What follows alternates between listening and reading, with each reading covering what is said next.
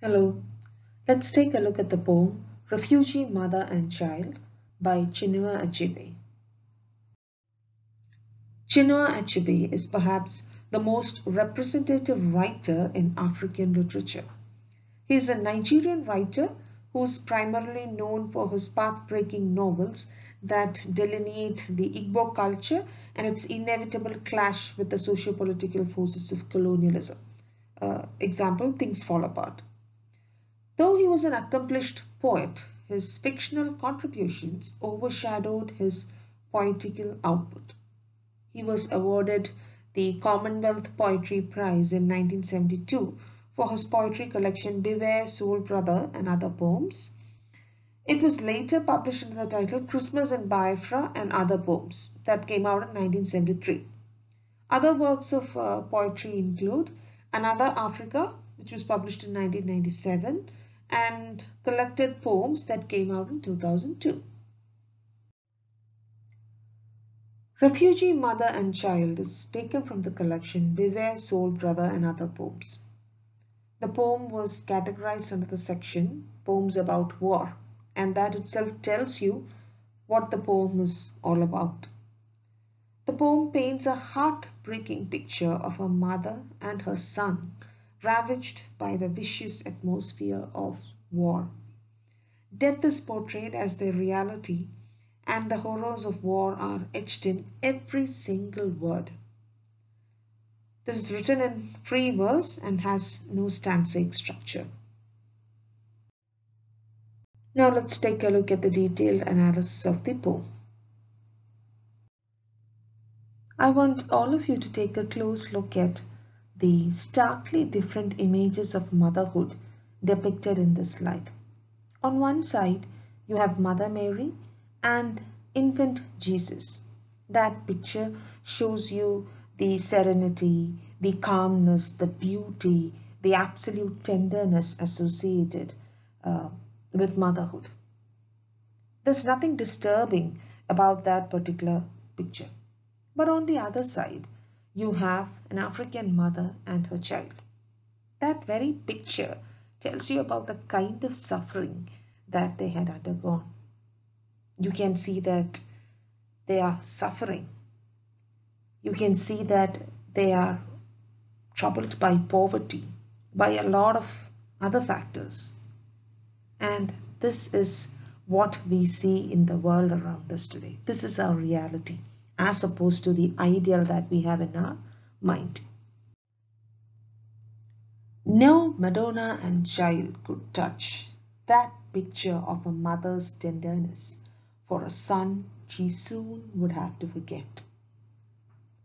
The poem opens with the image of universal motherhood, the image of Mother Mary holding infant Jesus. This image is serene and beatific, and the poet contrasts this image with a starkly different image of motherhood. Though the Madonna and child is considered to be a universal symbol of maternal love and tenderness, it would pale in comparison with the infinite love that the refugee mother has for her dying child. She is holding her dying son tenderly with the absolute knowledge that her child will be taken away from her soon.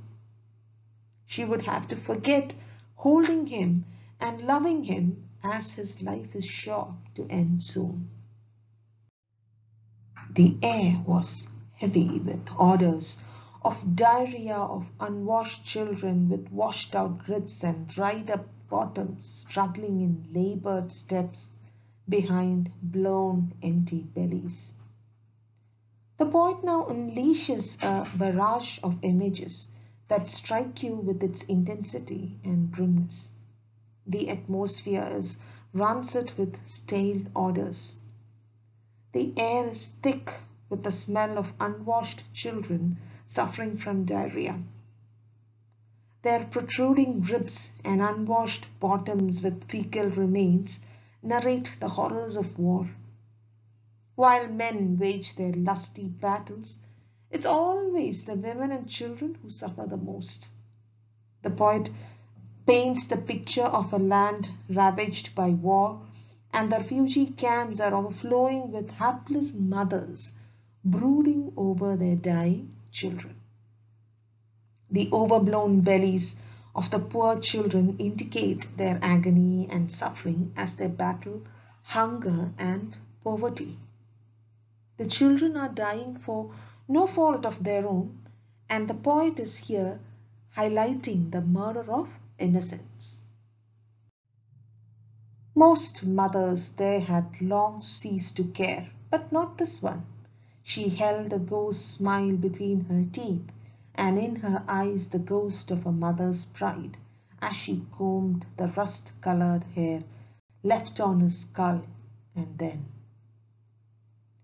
The poet narrates the bleak pain of mothers who have stopped caring for their children as they know that these innocent souls will soon be taken away from them. These unlucky mothers cannot afford to be affectionate or caring, as it would mean more heartbreak if they become too attached to their dying babies. However, this mother is different. Unlike the other mothers who wore a stoic mask, she couldn't restrain her maternal love. She held a ghost smile, as her joy in her child's existence cannot be actualized fully. He will soon be dead, and the word ghost is symbolic of his impending death. It is also suggestive of the menacing presence of death, which becomes a looming reality in front of her. Her eyes have the ghost of a mother's pride as she combs his hair. She cannot be really solidly proud of his growth or his body or his hair, because all of that will be cut short soon.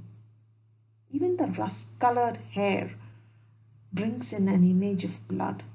The child's hair is rusty, probably because he's dying, or maybe because it is falling out. The mother's pride, while looking at the body of her emaciated, dying child, is indicative of a mother's endless love for her offspring. And then, singing in her eyes, began carefully to part it. In another life, this would have been a little daily act of no consequence before his breakfast in school. Now she did it like putting flowers on a tiny grave. The mother has come to terms with the fact that her baby is going to die.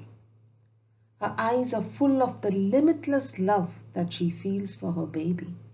Her eyes overflow with all the emotions that only a mother can feel, and therefore the poet says that her eyes were singing a silent lullaby for the tiny baby. She began parting his hair with all the tenderness and love that she felt for him.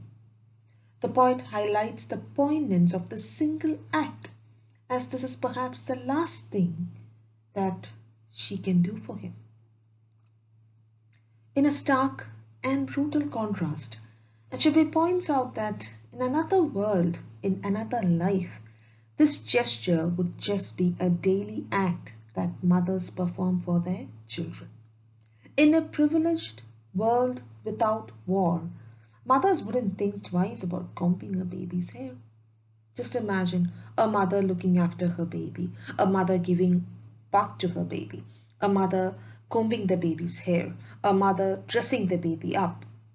The mother would never ever think that this single act carries a lot of importance.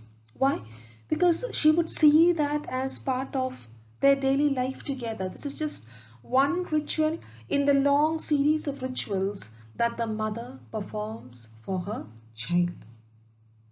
Yet here, the refugee mother parts her baby's hair, and it is compared to the act of putting flowers on a tiny grave, because this is her farewell to her baby, her last act of love for a baby who will not feel his mother's touch anymore.